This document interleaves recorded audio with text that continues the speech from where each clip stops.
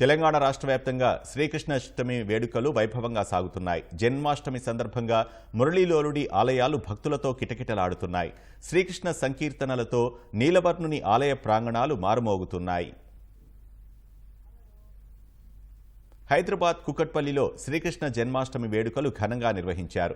KPHB కాలనీలోని గోవర్ధనగిరిపై ఉన్న శ్రీకృష్ణుని ఆలయంలో గోవిందుడికి ప్రత్యేక పూజలు నిర్వహించారు. అటు నిజాంపేట్ మున్సిపల్ కార్పొరేషన్ పరిధిలోని అయ్యప్ప స్వామి ఆలయం ప్రాంగణంలో కృష్ణాష్టమి వేడుకలను ఘనంగా నిర్వహించారు.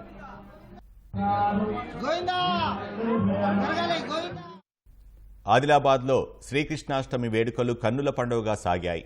సుందర సత్సంగ్ ఆధ్వర్యంలో కృష్ణ భక్తులు కోలాటం భజనలతో బాలకృష్ణునికి పల్లకి సేవతో ఊరేగించారు. పాఠశాలలో చిన్నారులు రాధాకృష్ణుని వేషధారణతో ఉట్టికొట్టే కార్యక్రమంలో ఉత్సాహంగా పాల్గొన్నారు.